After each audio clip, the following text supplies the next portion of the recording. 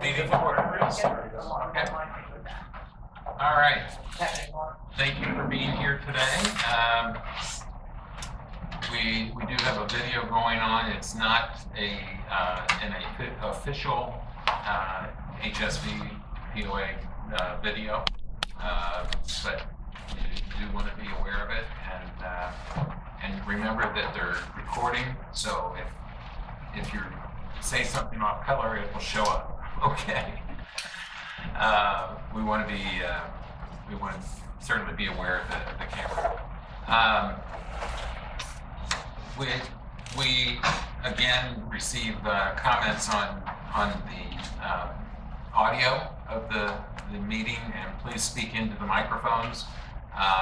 Don't put them right up to your face, but speak into them. That amplifies the sound going to that microphone to pick it up.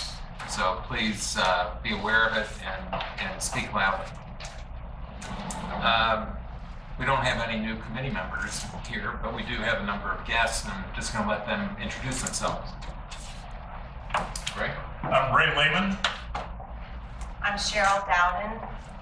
I'm Paul Day. Dallas Fetterhoff. Jason Temple. Marcy Mermel. Okay.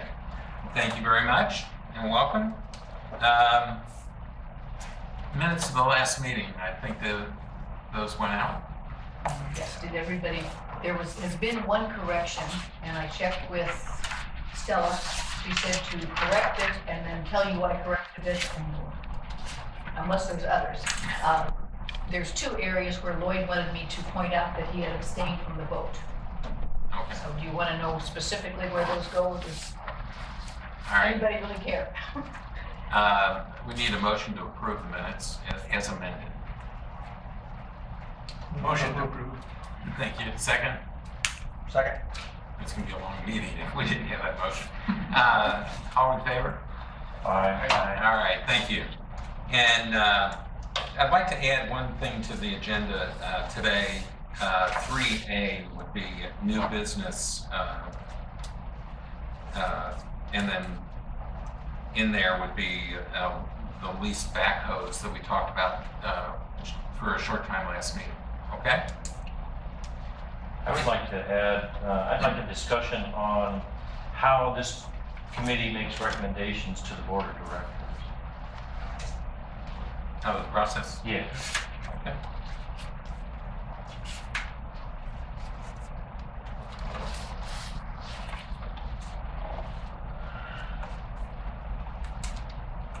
All right. All right. The first item under old business is the taser discussion that we had at the last meeting.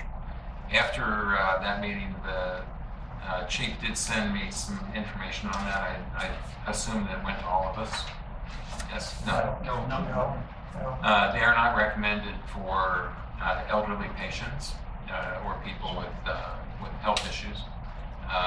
The chief's argument was that they are non-lethal devices, and therefore are a valuable tool when used properly. It's up to this committee to make a recommendation to the board, one way or the other, as to what you think we should or should not do. Can I speak a little bit on it? Please. Well, I guess first we need to have a motion, then discussion. Okay. Motion to approve or Approve or disapprove. Discuss. We have to second it at this point, or can I just talk? Let's make it a motion to approve. Is there a second? Second. All right. Now we can talk. All right. As you just said, and I was interested in how Chief Middleton was gonna come back to us with the information that and I don't think any of us, except for maybe you, Dan, or maybe Lloyd, got the information. And I apologize. I assumed it went to everybody. What I did is I woke up that night, in the middle of the night, thinking to myself, man, I'm sure glad that we have that $5 million, that we took the lasers away from the police officers for fear of the not having coverage like we had on the tasers. And then I started thinking to myself, am I more concerned about $5 million or shouldn't I be concerned about a life, a person? That was the coverage. That was the insurance coverage. It was the insurance coverage for the taser. And I think Chief Middleton said at that meeting that they weren't going to use the tasers until something was done about it. I might have got that wrong. Either way, woke up, got on the computer, did just pulled up a little bit of information. And as you said, Dan, it's considered by the taser company. They consider it less lethal, and they go on to say that this is not a non-lethal weapon. It's a less lethal weapon. And then they went on to say that they identified risk that are associated with the tasers. May increase the risk. Well, you got to worry about children, pregnant women, the elderly. Very thin individuals are considered at higher risk. Persons with known medical problems, if you have a heart issue, or you can imagine, such as heart disease, history of seizures, if you have a pacemaker, you're at a greater risk of dying. Went on to look at, in 2018, in the country, at least 49 people died from being shocked by police with a taser. What worried me the most, and I don't own a gun. I grew up in the south side of St. Louis. I shot at 22 when I was in college, but I don't know anything about guns. Now, I'll be honest with you, with everything that's going on, I do look now at weapons to protect yourself, and I'm getting a little more involved. One of the things that I noticed, let me say, okay, we were there, and Chief Middleton was there with a taser, and it wasn't loaded. But when you start pointing it around, and even though it wasn't being pointed right at you, just going around the room, and you know it's not loaded, made me start to think a little bit. And I know that our police are trained, highly trained, and but if you're young, or even if you're trained, highly trained, sometimes you go into a situation, like all police, where you have to react very, very fast. And I worried a little bit that because it's a piece of plastic and because you think it's non-lethal, that it's less than if you were going to point a gun at somebody. What I found was the number one rule for lethal weapons, at least for a gun, is even though the number one rule is you must treat even an unloaded gun as if it was loaded. Even if you check that the gun is unloaded, you still have to treat it like it's a loaded gun. It's a cardinal rule of all safety rules followed naturally from it. It's the heart, the number one rule. Even though, with all the experience that Chief Middleton had, I don't think he would have taken his unloaded gun and did the same thing with it that he did with that taser, which scares me a little bit. Now I know that, I don't know what our western part of our village is. I would think that I hear that it's different from, let's say, the eastern part of our village. It's like there's more that's going on there that you might have to worry about. If there was a way that, I don't know how they divide up the work, how, if you have police over there that also come over there to Saline County, but I could see where it might be useful as a or a less lethal weapon on the west side, but I'd hate to have an 80-year-old man get shot by a taser by a 20-year-old cop that's just on the force for a short period of time. It just concerned me. It wasn't the money as much as it was, I just don't want anybody to get hurt because they're looking at this piece of plastic as something that's non-lethal. And that's pretty much all I had to say. Let me, because I failed to give you guys the document, let me read part of it to you. There's smart use considerations from the manufacturer are avoid repeated and continuous CEW exposure unless necessary to counter immediate threat. Avoid using CEW on vulnerable or higher risk populations, for instance, small children, elderly, pregnant, unless necessary to counter an immediate threat. Monitor subject post-use, as with any use of force, if the subject is unresponsive, initiate EMS CPR protocols. And then there is another section here that is their internal training document.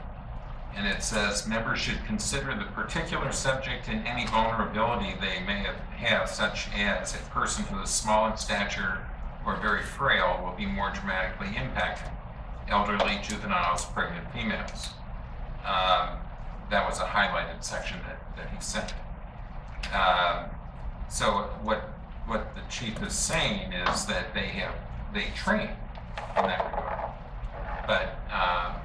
But it still is a question that using a taser in this particular environment. Well, if you read on through that too, it says that the manufacturer suggests you shoot from the waist down. And even the manufacturer said that's not practical. Okay. I don't think you said it is a lethal weapon. I thought you said, maybe said it wasn't. The chief is called it weapon. a non-lethal weapon. Right. Georgia District Attorney.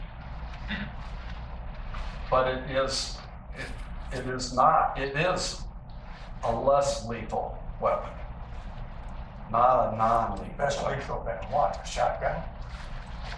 You just call it kills a smaller percentage of people. And I think it's probably less lethal than a gun, which, as I understand it, if they pull a gun, their plan, if you're gonna pull a gun, you better be capable, ready to use the gun and in a deadly way.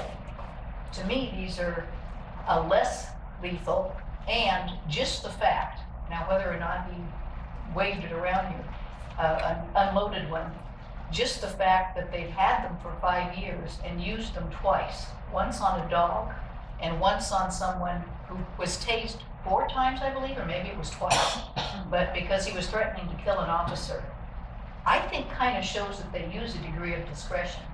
And I think probably, I wouldn't have known what a taser looked like before we saw it here.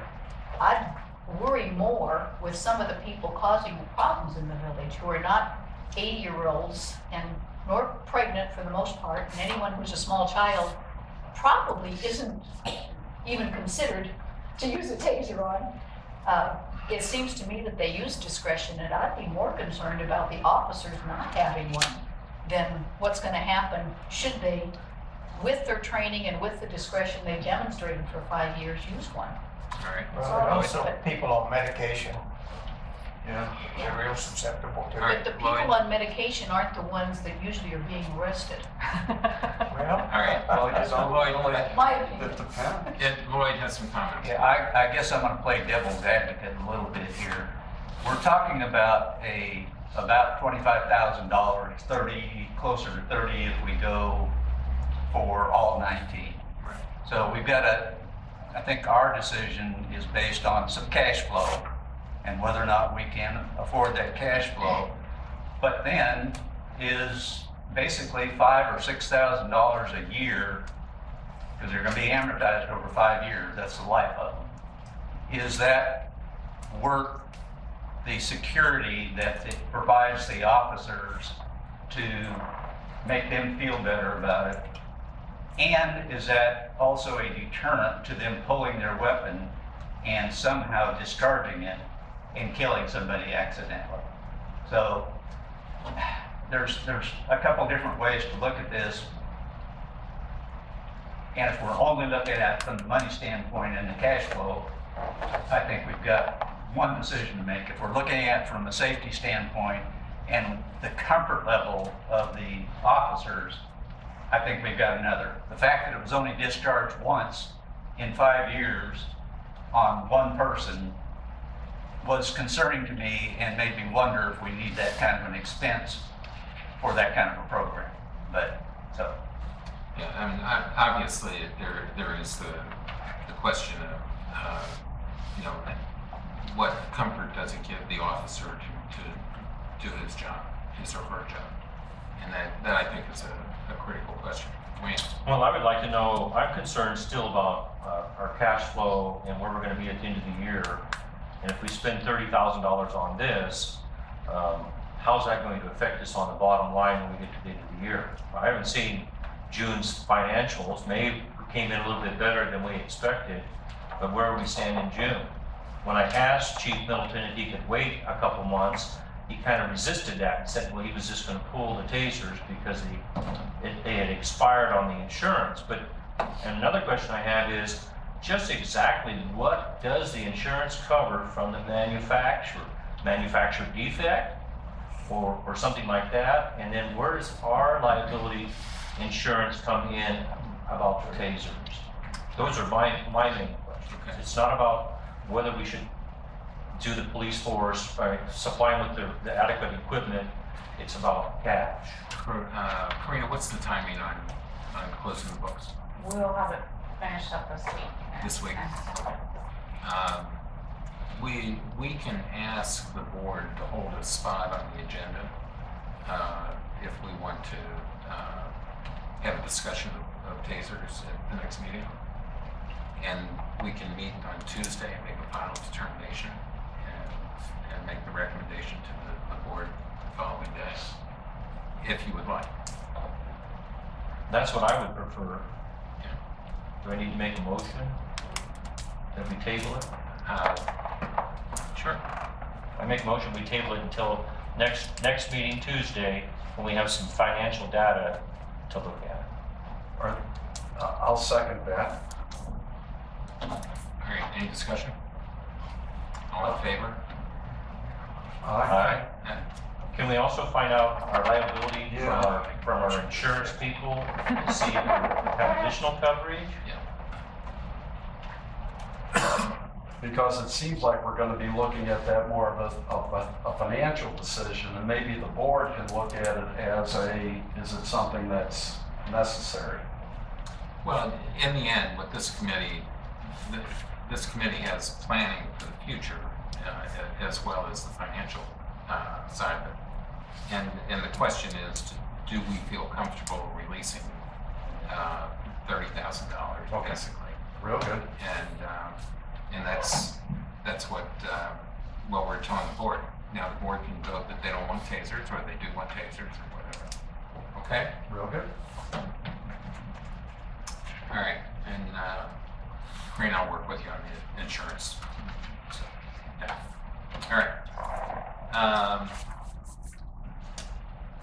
Under new business, we have leased backhoes that have been requested.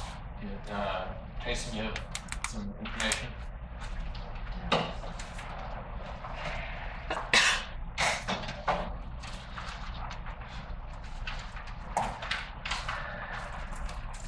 Back first to stand right here. Good place to Sure. Everybody, The best spot was over there last week. Yeah, it may be here this week. It was over there, but I don't know if I moved over here, but anyway. My name's Jason Temple, and I'm the Director of Public Services and over Fleet Management. This is Dallas Fetterhoff. He's our new fleet manager hired this year. and off to a running start. And one of the issues that y'all discussed is we have these 3 leased backhoes, they're Caterpillar backhoes, and their expiration to be either renewed or a change to be had is in mid-August. And so this is timely for us to discuss how we want to continue to do that. And so I'll let Dallas kind of take from here and ask questions, or would you like to hear the information that he's proposing first? Go ahead. Good afternoon. Like Jason said, we have 3 lease backhoes that expired. The lease expires August 11th. The proposal I have is that we should finance the 2 existing backhoes for the 48-month term is the longest term, it's the maximum term that CAT allows. And I'll also recommend replacing the 3rd backhoe with a smaller backhoe. This is more suitable for the applications that our ground maintenance department requires. And it can also be used in other departments in the smaller areas when needed. Our current budget on the 3 backhoes is around $50,000 a year for all 3 backhoes. The sale price on the backhoes that we have are $65,205 each. The lease rate is at $1,349 each month, and is around $16,000 a year. The new finance plan is about $1,600 each month, and will come out to around $19,000 each year. This adds additional $3,000 per year to budget costs, but we'll have no financing or lease costs for approximately 8 to 10 years after they're paid off. Question? What's the residual on after the next 3-year lease on that backhoe? When you trade it in, what's it gonna be worth? So they're worth $65,000 now. Yeah. And if you go to a lease, what is it gonna be worth at the end of the lease? And do we have the right to buy it at that point? Although it's 6 years old, I realize that. Well, through CAT Financial, we cannot release the existing backhoes. We'll have to lease new backhoes again and go through the same process we went through the past 4 years. Okay, but you're talking about financing. Yeah, it'd be financing. Existing Financing for 48 months. Yes. Purchase. And at the end of 48 months, it's going to have a residual value estimated to be what? The backhoes around 7 years old are running around 40, I think around 43 to 45,000. It all ranges on hours. And Okay. And how many hours does each backhoe run each year? we have the one we're wanting to trade in has around 1,000 hours. They average 240 hours a year. Yeah, They average 240 a year. That's it? Average. yeah, that's just an average. That's not much at all. No, and we have 3 backhoes that are averaging 240 hours a year. We have 7 backhoes total in the POA. Of these 4 that he's talking about, one of them averaged 247 hours, one 220, one 360, and another one 141. So now Dallas is new here. They need to do a little better job of spreading the hours out on each of the backhoes. No question about that. But it averages about 240 hours a year. But we're only running 1,000 hours on these 4 backhoes a year. 2,200 total hours a year on all of our backhoes. On 7 backhoes. 7 backhoes. John, that's So a less than 4, 200 hours per backhoe average. just for clarification, the backhoes that you were talking about are the older. The older ones, but still, They're averaging in the low 200 range. The 3 lease backhoes that we're talking about, the one that ground maintenance uses averages 240 hours, the street department and the construction averaging only 500 hours a year. yeah, one was 475 and the other But was that's still 5. not a significant amount of hours for a backhoe on an annual basis. Right. So, Because a backhoe is usually good for at least 6,000 hours if it's used all the time, Correct. before it requires major repair and maintenance on it.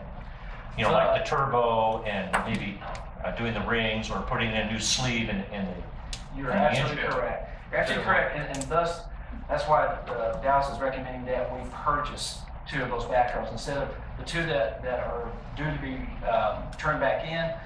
The 500 hours for street and construction, he is proposing that we just conventionally refinance them through Caterpillar and buy those backhoes. Well, but Jason, in the end, how many backhoes do we really need? I mean, we have 7 backhoes running, 20, what'd you say, 3,000 hours? 2,200 a year. 2,200? That's like nothing. And why do we have 7 backhoes running at that low level of usage? Why, I mean, shouldn't we have 4 or 3? Well, for example, anywhere from 2 to 500 hours a year a backhoe will be used, depending on what division it's in. And for the ones that are building the culverts or building, putting in new water services or running water lines, those are all 500 hour a year backhoe uses. The others, backhoes, the older ones, are in the divisions that use them less. And of course, we've had those for 15, 20 years. So we're actually on pace at 500 hours a year, that in 10 years, you're gonna reach that 5,000, that magic 5,000 hour. And that's about, 10 to 15 years is about the life age of a backhoe. So its usage is right on track for the new ones that we're using. A couple, if I may, 2 of the backhoes are 20 years old that we have, so they're getting used a lot less. They've got 2,800 hours and 4,400 hours after 20 years. So you're right, they're not getting used a lot, but they need to be spread out more. I mean, the hours need to be spread out between the machines better, because you got one at 6,000, one at 2,000. So that's where we need to get a little better. I don't know how many we need really, but we got 15 miles from one end to the other. You can't be tracking one to the other end every day and back. So, Well, no, but I mean, we have 7 of them, and we're not using them anywhere near to the capacity of the equipment. I mean, like, not even close. The math doesn't add up. well, yeah. And now we're talking about a big dollar amount here to purchase these, and we're not even using any of them to their proper life usage. Well, for example, the 4 old ones, the older ones that have the lower annual hours on them. Why did they have the They've lower? been here 15, 20 years. No, they have the lower life usage. Well, they've been here 15, 20 years. Yeah, but Jason, the point is, we have 7 pieces of equipment for what we probably are using for 3 to 4 pieces of equipment.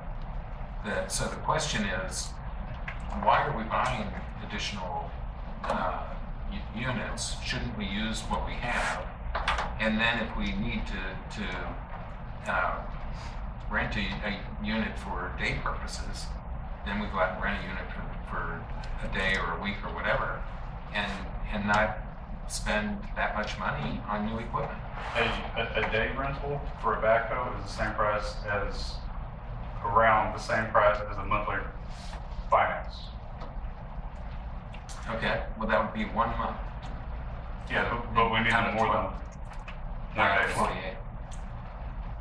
I mean, the numbers aren't adding up that our usage is to the level to require us to have 7 backhoes. You're exactly right, but I really hate to get into this discussion, but I've been here involved in this for 23 years. And if you didn't buy these backhoes, the other problem you've got is that 2 of them are 20 years old, another one's 17 years old, and there's a reason they're not getting used. And they're either not powerful enough, or they're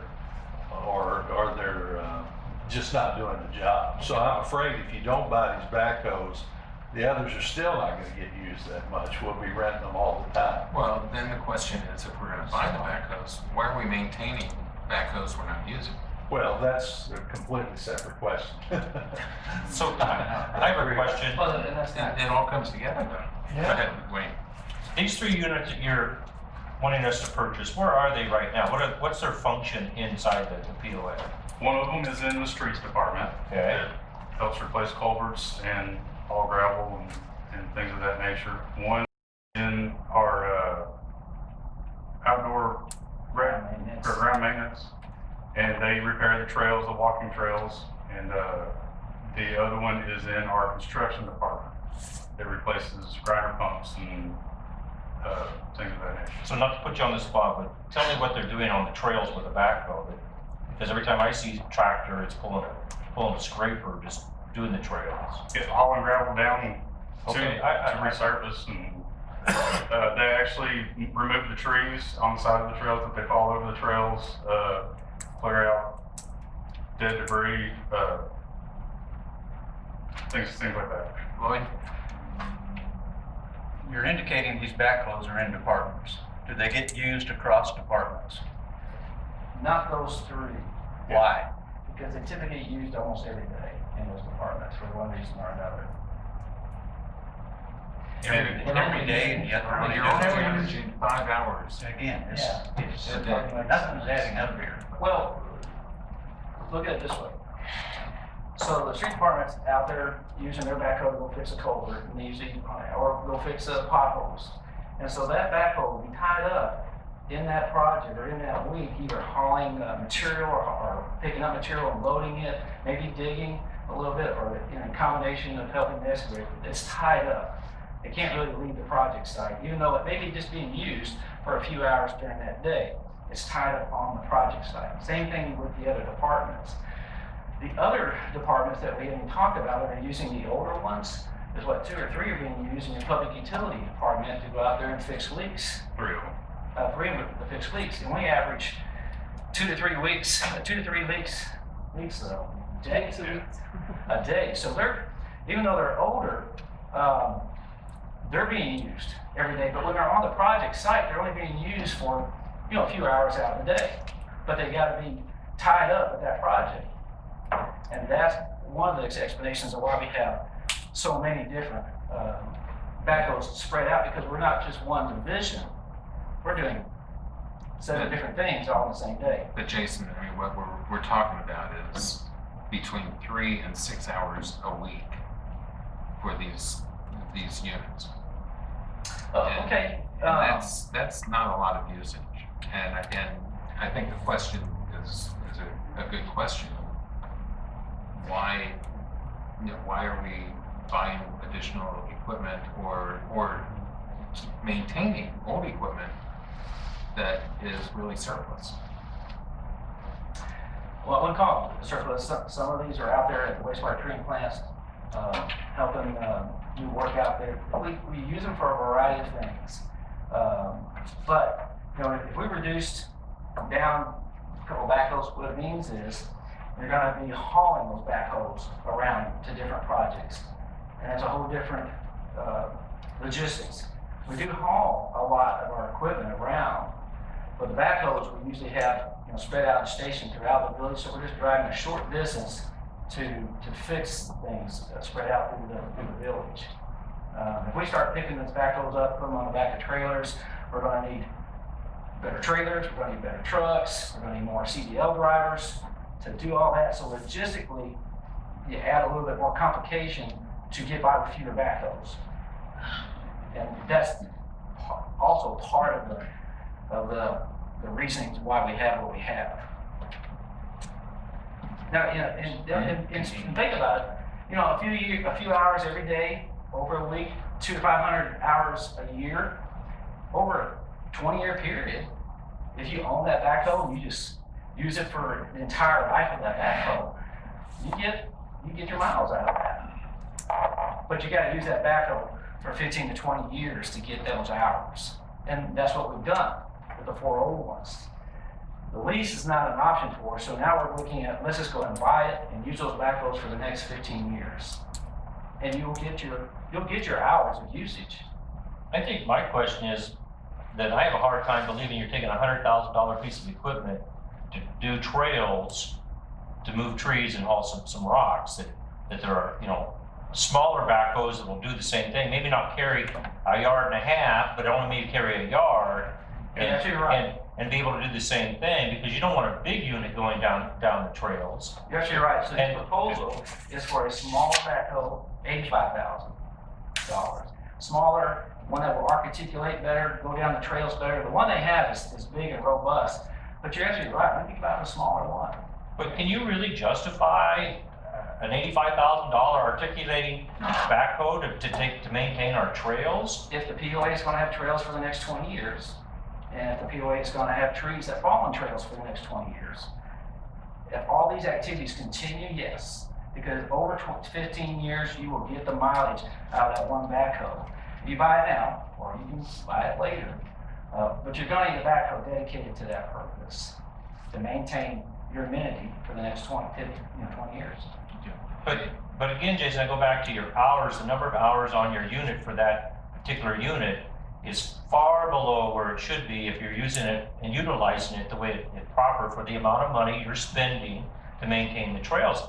I can't believe that somewhere in your fleet you don't have another unit that's of lesser quality that you could put in there and then move and go and get 3 nice backhoes for public works, and as you trade those in, or they get 1,000 or 2,000 hours, they move down the line.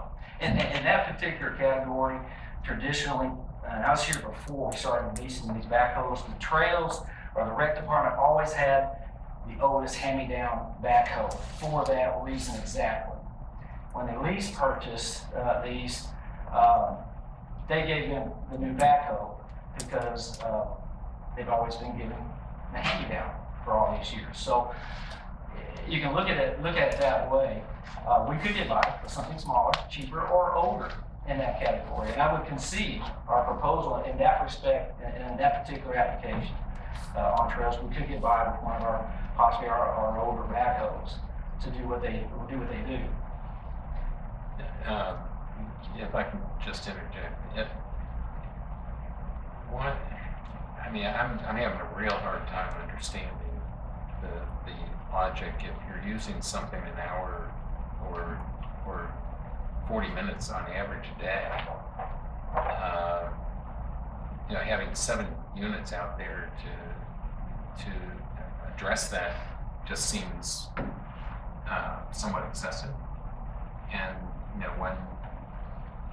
what I've always done is taken equipment, and when it gets old enough that you're maintaining it a lot, we get rid of it.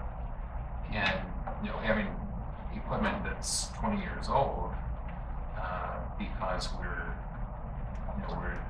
basically just trying to have backhoes placed around the village. I'm not sure I understand that. Let me ask one thing here, and I think, and this is more to the process. We're going to be listening to other requests, capital requests, probably from different departments. They're going to come to us and say, look, we need this. I think, I was aware, I think, that there should be a written process for that. Is there not a written capital request form to detail some of the background information? Where I came from, I had to do that myself, okay, and solicit my maintenance person to help me with that. With a background, a little summary, here are the hours, here's the situation, here's the history, here's pictures of the derelict equipment, so my boss could see just what kind of shape it really is in, okay?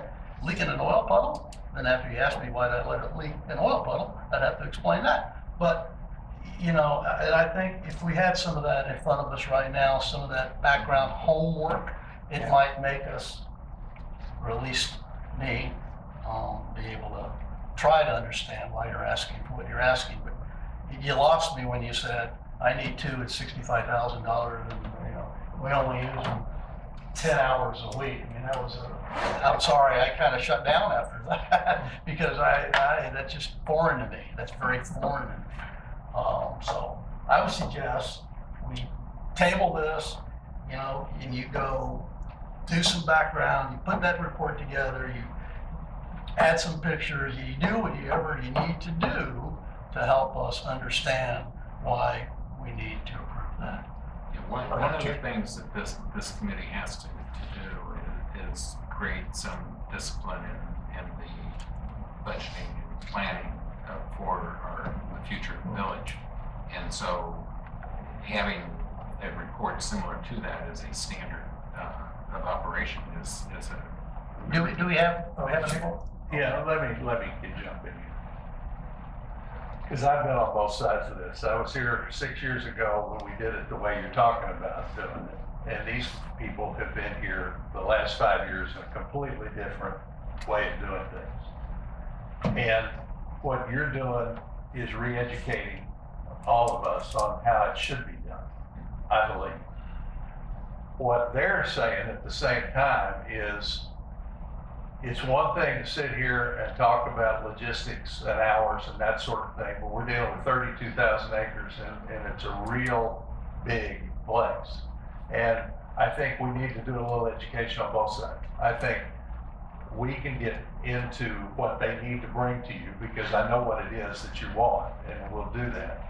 And at the same time, I think you need to educate yourself on what their problems really are as far as transporting the units and how long it takes to repurpose those units and what they're talking about. I think there's a middle ground here that we can get to. And I'm not too sure we shouldn't even be looking at used equipment on some of this stuff and getting rid of the older stuff that nobody wants to get on anymore.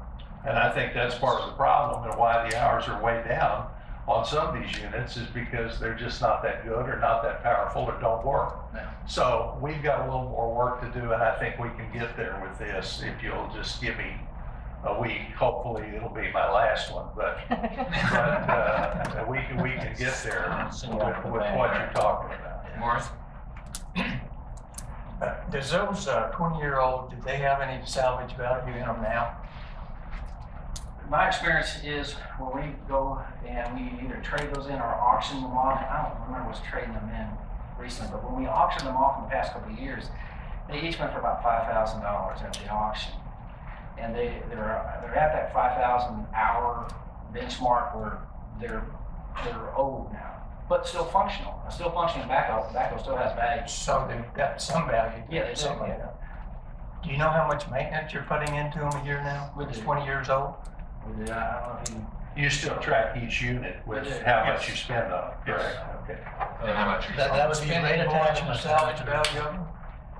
I got Yeah, this. like we replace transmissions and we'll replace clutches, well, not clutches, so we'll replace mostly transmissions and those things and Cheaper hydraulic to products. salvage them out if Yeah. you're spending more than that in maintenance. Yeah, how much are you putting into the oldest one?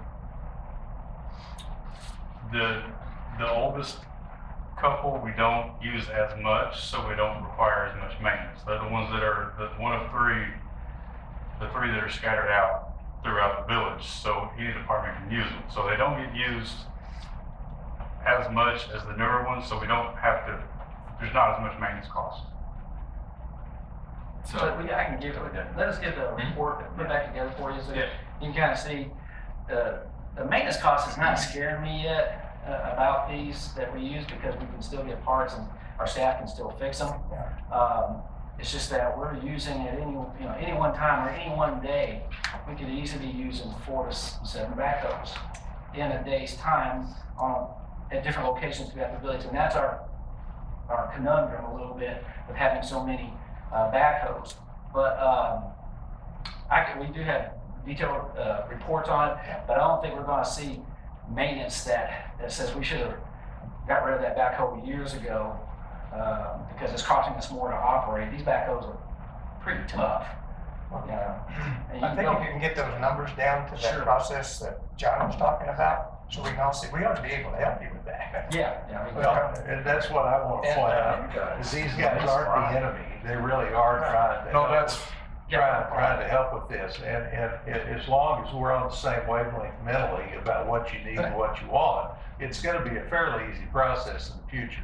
They just gotta get educated to what you're talking about and what you want, and we can get it there. We'll do real quick, we're gonna get this report put back together because the timeline for the 3 leased ones, there is a decision that needs to be made on what we're gonna do with those 3 leased backhoes that we got an August deadline coming up on us for all that. right, well, if you bring it back next Tuesday, we'll address it. Wayne, you have one last question? we're not trying to beat you up, Jason, No, but, that's no problem. but I'd like to see you justify why you need those backhoes. Okay. And give us alternatives, whether it's, you have to look at what it costs to rent on a monthly base from a USA rental place or something, or on a daily basis. What it costs to truck back and forth, what that's going to entail. And what your maintenance is on your older models. These are fairly new and don't require a lot of maintenance. But I want to give you the tools you need. I just need you to tell me that you've thought the process through, and this is the best decision that you're making and bringing to us, that we're spending our money wisely and not having a nice to have, when in fact we are in a financial crisis and will be for several years, that we need to make sure we're spending our money wisely and using our equipment wisely throughout the whole program to get the biggest bang for our buck. And that's kind of my answer. No problem, we're glad to do that. All right, Jason, you know the job that you did with the culverts. Right. I mean, and you got, we'll give you the same, we just wanna, these guys are at least by guys. I mean, Wayne and John, you guys are, that's your thing. That's a financial. And the last thing that I have also is, that I always had to include was, if I can't get these through, how could I make maybe two work? So that you end up coming away with some, trying to convince us. We'll come back with options. Okay, come back with And information so you can make a wise decision. All right, Lloyd? Yeah, Could you and get the salvage value on each one of those units from 2 or 3 different sources? Sure. And Jason, I'd just like to kind of sum all this up by saying that we are not the enemy. That we're just, this is a different day, Yeah. and there's no more of the, just because it was in the budget, we're gonna be able to spend it. We've got to justify it, and unfortunately, you have to start with this group, so. That's no problem. I totally support doing a complete review and getting this. I mean, I knew this discussion was going to come along someday. We were just kind of tunnel vision on the 3. I wasn't really prepared to talk about the whole 7, but we'll have everything you want this time next week. Great. Sounds good. Jason, Thank you, Jason. at Thank some you, Dallas. point, this committee will need to look at what the fleet actually looks like. What do we have in that fleet? How many trucks? How many of this? How many of that? Because there's an awful lot of equipment that's owned by the village, and what is the current state of the equipment? What are we putting into these units? And whether that's in August or September, but it's going to happen pretty soon because of the budgeting process. So I would just encourage you to pull that together. Another question, is there a equipment asset list that exists? Yes. Okay. You might also attach a copy of that. Yeah, I'm working, it's been a process working on inventory, and I've gotten roughly half the inventory documented so far, and I'm working to get it 100% documented. But the finance group needs to address the recording of all assets. And we have not done that in recent years. And so we need to actually tag the asset, know which asset we're talking about. When we have a table that breaks, which table was it, taken off the asset list. And that process has to happen over the next few months. Budgeting is a priority, and Coreena's vacation is also a priority. So we're going to make sure those things happen. But we'll need your heavy involvement in all of that. Okay. Thank you. Thank you. Thanks, Ed. Thank you very much. The question was raised, how recommendations are made to the board. Yes, sir. Well, I would like to see this committee develop some type of a synopsis of why we voted the way we did and have that available to either present it to the board by an individual or disseminate it out to the board. And that, we talked about the culverts, but I don't think we gave a strong reasoning why we voted the way we did. Now we're looking at we're looking at the Discovery Center and the reasons why we voted no, foot traffic matrix of revenue versus income or expenses, so on and so forth. I think we as a committee should take a little bit stronger point why we voted that way so the board understands that better. Now, I don't know whether that was conveyed in the board meeting, I'm assuming it was, but Lloyd, as the board member for our committee, presents whatever motions come out of this committee. well, I think we should write in a speech Yeah. why we vote this a certain way. If elected, I will not run. But your point's well taken. We need- Yeah, I think in the budget meeting, we talked about, or in the board meeting, you know, we had voted to only give $167,000 for culverts. There was some discussion that Lloyd brought up in the committee that we talked about 250, and I think we settled it to 500,000. Did we not? I got bored at that time and fell asleep. No, I think we settled it too. Okay, 250. Yeah, 250. Which is still above what we recommended, but, you know, so I gotta think that we need to show why we're voting that way for justification out of us. It would help whoever is putting the motion together to have that kind of documentation, so. So I guess I'll draft it for next week. Okay. All right. Marketing subcommittee status. We have a committee. Many of them are behind us. And we do have a charter. They have some recommendations on changes to that charter, which we should take a look at next week. If that's all right? Sure. Do you want to give a little summary on? Absolutely. You want me in the corral here or standing on the outside? I'm happy to get in the corral and get on the bull here if you want. Ray was originally elected the vice chairman.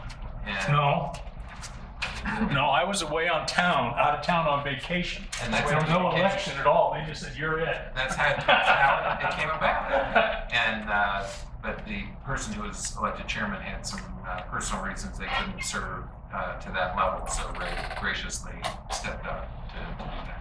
So thank you. It's my pleasure. I wanted to just give you just a brief heads up or a brief look at the members of your marketing subcommittee. We've got a tremendous depth of talent in this organization. I had nothing to do with bringing them in. One of them sitting here is Paul Day, who is the ex-director of marketing for IBM. He knows his marketing. No, not IBM. Oh, I thought you said IBM. I'm an ex-IBM executive, Okay. not in marketing. Okay. I was director of marketing for Computer Science Corporation. Got it. And I was vice president of marketing for Amtech Corporation. Thank you for the correction. I'm getting to know everybody. The other thing is, we spent between 2007 and 2010 as a Hot Springs Village POA board member. So he has quite a bit of history here. We have some interesting people. It was kind of, we had Jamie Caperton in from our marketing department, and we already had some synergies building. We have a Karen Roberts, who was very much involved in moving the banking industry from tellers to electronic and doing all of the processes and analysis, the cost and benefit analysis throughout that whole process. So she's somebody that's deeply involved in some of the things that we feel as a marketing subcommittee can do as far as recommending possible ways to improve activities at no cost, possibly even generating some revenue. And so what we did this past meeting is we just went through we went through some of our background. My background is grocery industry. I was a sales manager in the grocery industry, and my thing was cutting costs and growing sales. I took my department with Unified Grocers from $47 million to $145 million in 2.5 years in sales, and did it with increased margins and reduced expenses straight across the board. It's all just simply, one of the things that I like about the group that we've got is we're focused on what I call the customer, we call the property owners. Our focus is the end user, the folks that live here, the folks that own the property. It's our desire, and working hand in hand with the marketing department to make certain that everything that we do is to that benefit, and also to the benefit of the various businesses that we have here. We've got to figure out a way to not have additional restaurants. We've got to figure out a way to have additional business in our restaurants. And so that's kind of our focus. Our meeting next Monday, Jamie Caperton and Paul Sage will be coming in and discussing their process for developing the marketing budget with us, because we've been asked to be involved in that process. And so they're going to come in and discuss the budgeting process. I realize it's all on hold right now. We as a fledgling committee want to understand how they build it and the various pieces that it took. Yes, sir. Yeah, it's not really on hold. They've been granted for the third quarter to go ahead with their budget as they had laid it out, and then it was referred to you guys for future. So for the third quarter, they've got a budget to work with. Good, good. Well, we want to understand their processes and use some of our expertise maybe to help fine tune that a little bit and make it a little bit better. Then the other half of the meeting next week is going to be a brainstorming. I said in yesterday's meeting, it feels like we've got a whole bunch of thoroughbreds sitting in the stalls, waiting for the bugler to blow the horn, and it's time to hit the streets running with this. And the experience level that we have is tremendous. I've got lots of ideas of things that we can do. I've been in 45 states.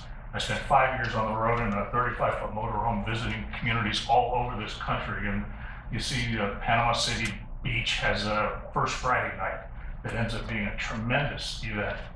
There are lots of different things that we might be able to do that have zero cost to the village, zero. And if vendors come in, it might even generate revenue. So those are the directions that we're going. We're a fledgling committee. You guys reach out to me anytime you want. I've worked with Dan and Tom over the past year or so, and we're just glad to be a part of the organization being able to help here at Hot Springs Village. Any questions? Thanks for helping. Absolutely, my pleasure. Thank you. Yep. Okay. Strategic planning. The ringleader is up here now. So. Okay, just a little update. A lot of activity, some progress. A couple of weeks ago, we met with Marcy, who took us through a little exercise in, at first it started out as a focus group just to help us figure out what skills and you would need in a focus group and how they kind of work. She took us through a little strategic planning exercise. And I think we learned a lot, but ultimately, as we get into the research phase, which we haven't hit yet, certainly focus groups are it's very possible that it'll be a tool for us to gather information. So if we can effectively apply those skills learned, then that'll be a good thing. What is today? Tuesday. Yesterday, we met with Keith Keck and Rollin White, who were instrumental in putting together the 2010 strategic plan. And so we learned an awful lot from them. They gave us words of wisdom, which we hope we can apply in putting together a plan to put together a strategic plan. We're hoping that next week we will be able to submit our first output, which is a document of understanding. Basically, it says, here's what we think we've been asked to do, or what we're proposing to do, and here is what it won't be, what it'll exclude, and there'll be a high-level timeline, which is basically stolen from the 2010 strategic plan. Their approach is fairly classic, and I don't think that we have any visions of changing that. And then, excitingly, we actually started to get into bits and pieces of actual planning. For instance, we just started to discuss what our objectives should be, what the principles of putting together a plan should be. We've come up with a preliminary list of roughly 20 constituent groups and started to hypothecate, okay, if you had a constituent group in front of you, what kind of questions we would ask. So it's very high level stuff, and I think in talking to Keith and Roland, and I think we all agree with it, there's just an awful lot of work in front of us, and we're just starting to, I think, appreciate that. Any comments from the other members of the group? So that's kind of the update where, like I said, lots of activity, some progress. Well, there is building the foundation that you have to do in order to get the board done. And so that's important at this point in the project. We are a little questioning exactly what the board wants from us. And I guess, Tom, we're not real sure exactly what you want from us. Well, in the document of understanding, that is a little paragraph that says, somewhere along the line, either this committee or the board, if you have any requirements, please tell us as soon as you can what they are. Whatever we agree to today or tomorrow or next week, we realize that the world changes. Mm-hmm. You come to new discoveries, and you have to react to those things and be flexible. But in the meantime, if you have specific things that you're really looking for, the earlier we know about it, the better. All right. I know there's been some progress in getting information on budgets. Would you guys like to report on that? Yeah, I'll start off through the power of email and sharing information. Done a couple of things. I researched a lot of, for our own education purposes, a lot of information on zero-based budgeting, conceptuals behind it, and that's been shared with the other members of the team. They're read through that, and we're gonna hopefully be able to schedule a work session among ourselves sometime later this week or next week to go over that, so we get a better understanding of that. Additionally, there's news on the software update that we last talked about. I'll let Coreena talk to that. With regards to the modules and the. Jama and I have both had an opportunity to look at the software and the budgeting aspect of it, and it does offer some different options as far as how you budget. It does still work and interface with Excel, but it allows you to do the zero-based budgeting, which is where you just start off blank slate with all of your accounts and build up from there. It also gives some of the capabilities of if you wanted to do a 1 or 2% increase, decrease, and see the variations. It lets you look and define each account so you can be very precise and detailed and not just do blanket increases and so forth. So we'd be really able to hone in. I think we were in agreement that right now, with wanting to take the zero-based budgeting approach and working with all of our departments to try to do a little bit better on training and getting us in the direction we want to go with that, this software is totally capable of our needs, and I don't think that there's a need to spend anything extra on any other software right now for how complex we are. I think it's adequate. Good. And is it the process simple enough that non-financial people can do it easily? I mean, well, really, like I said, you have the option of exporting all of your prior data and working from there, which going with the zero base, obviously you're going to pull in all of your zeros and start up, but you are going to want to look at your historical data so that you know a general idea of what expenses are coming through and what your transactions are. But from what I've read, there's a lot of different, I don't know how it was done in the past, but each department, we are able to export all of their GL accounts, and we can send it to them so they can start to work on it, and we can bring each piece of that puzzle back together. So a benefit of that is if one department has something they need to go in and change, we don't have to redo the entire budget for every division. we're able to make changes as we need, and it'll be easy for them, I think, as long as they just understand the fact that verifying what expenses truly are necessary versus what was maybe fluff, for a better word. Okay. So it will be as much. Yes, it will be. It'll Yeah. be user friendly. Needs Yes. versus wants. Sorry. All right. Well, thank you, and, Question, is that an existing module that it already Yes. It's part of our was in software. place? Yes. Terrific. We do need to, we've been advised by IT that we need to update our Great Plains. Really? It's past its support time period. So we do need to update it, and additional budget software at 15,000 is not needed, but update to our current general ledger package at 5,000 is needed.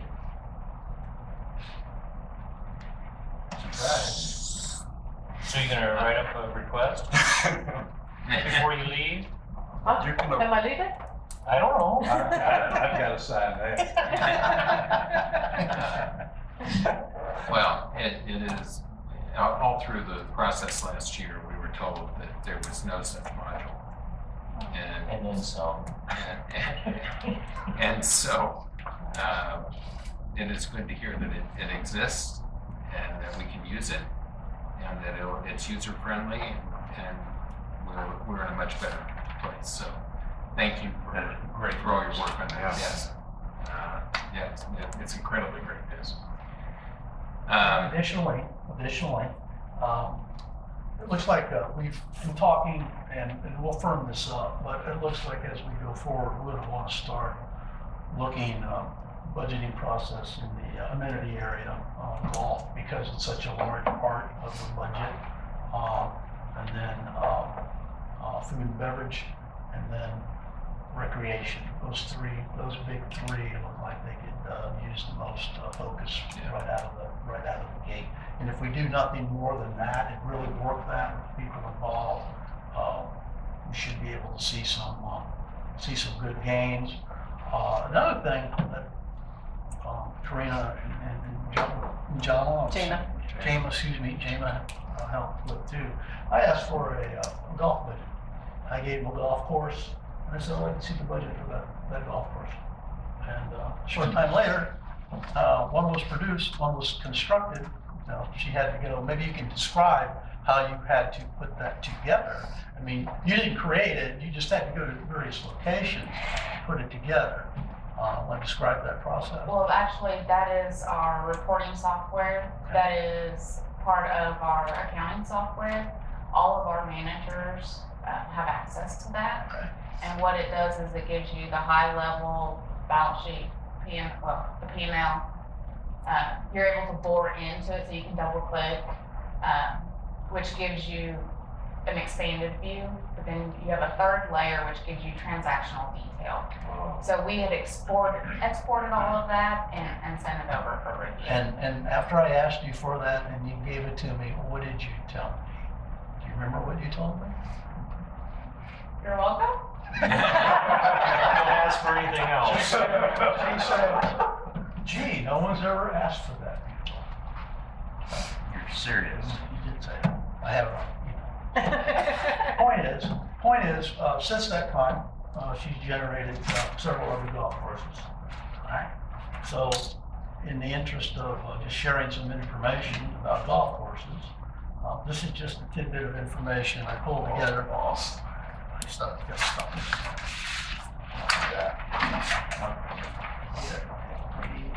Thank you.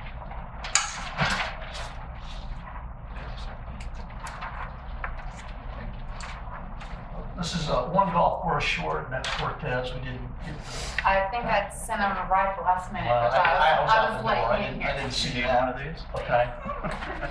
But every golf course, there's at least two working budgets. There's a golf maintenance budget, golf course maintenance budget, and then the second one is the golf. It's the carts and the shop. Yeah, cart and shop. And by shop, you're talking about the pro shop. The pro shop, yes. Pro shop. Not the main Right. shop. Correct. This is a summary of the golf maintenance budgets.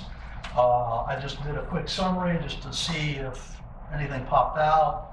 So as you can see, I also sorted by maintenance dollars spent or budgeted. This is budgeted. Maintenance dollars budgeted per hole on an average basis. All right. See the total budget like at Ponce. See 18 holes, $755,000 budget. Over 18 holes is $41,948 per budget. What percent is labor of that budget? 65.3%. So labor on all the golf courses, with the exception of Coronado, runs about 2/3 of the overall budgeted dollar amount. And you can see that it really didn't vary very much, 68% to 65%. Coronado being the only exception, you would expect that. A lot less acreage to maintain, keep up with, ballpark resources, short courses, things of that nature. Isabella being an exception too, 27 holes.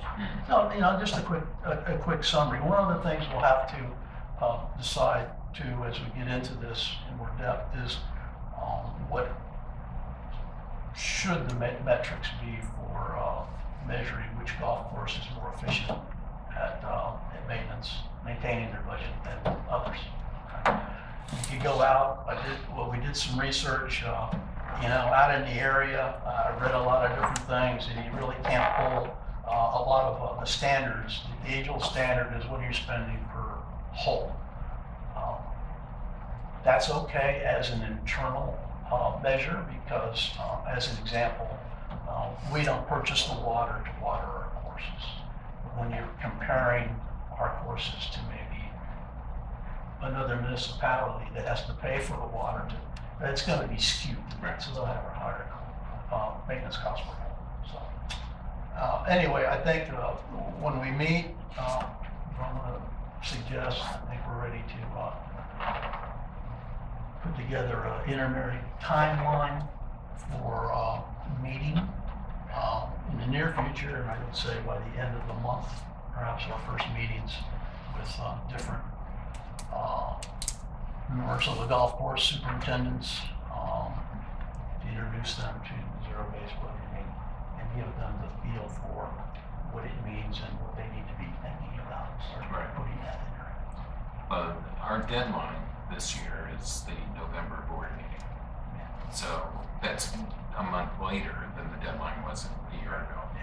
So we have time and because there will be a lot of education going on. There'll be an incredible amount of education. Yeah, that it will be important to use that time wisely. We're just trying to get grounded ourselves right now.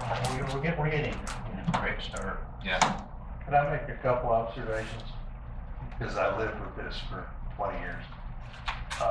There's nothing really different now than there was a few years ago as far as the expenses go and the percentage. One of the things that you have to look at on labor costs, especially with Ponce at 65% up there, you'll find that crew has been here much longer than some of the other crews, and that's why a lot of their hours are their payroll's a little higher because of that. And you can't really, that's something that you strive for, is to have an experienced crew that you're not retraining all the time. Sure. That's number one. Number two is when you're comparing costs about dollars per hole, you've got to know what's in that number. And if you're comparing that number to somebody that adds taxes, insurance into that number as opposed, I don't think we do. We used to. I don't know if we these numbers had taxes and insurance. Okay, some courses don't. Yeah, they had. Put that in there. So when you're apples to apples is all good. And utilities, yes. And the other thing that we used to strive for, that I don't see us doing now, is our capital expenses overall were 5% of the budget each year. We tried to replace 5% of capital each year. And I don't think we've done that for the last few years. That's kind of important in my mind. Yeah, and I would say that's why I added the column of CapEx. That shows what was budgeted for capital this year in 2020's budget. So there were 4 courses on there that didn't budget any.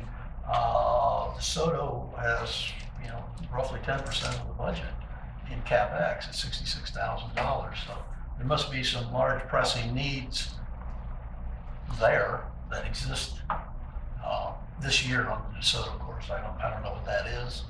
And we may have a request come to this room for that a little later on. So. Okay. All right. Well, great start.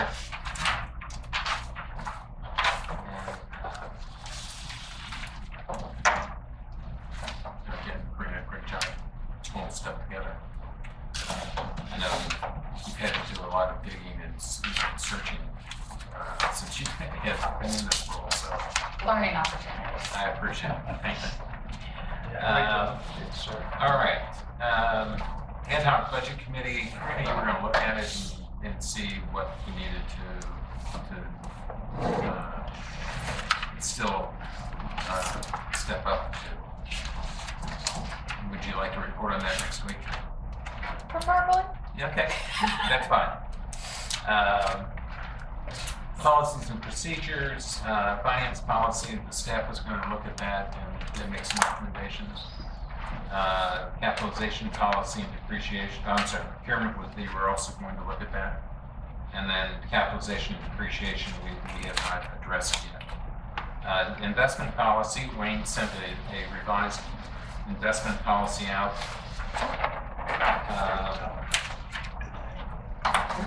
Over the weekend. Yes. And I hope everybody got a chance to read it. I have one minor item, which is in paragraph 4A2. Just the municipal general objection should be Obligation. Somebody's already pointed that out. And then down in 4, we should have approved banks rather than approved. And in number 8, it should be 12 month, not 12 months. Okay. Any other corrections? I don't have a secretary like Butch, but.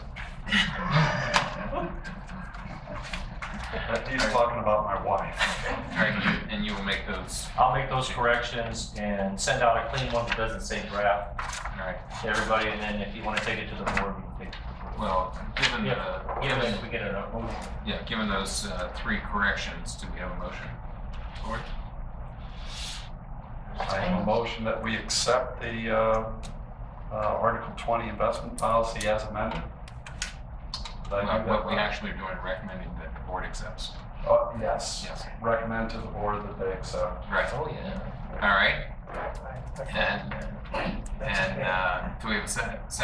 Second. Any discussion? All in favor? Aye.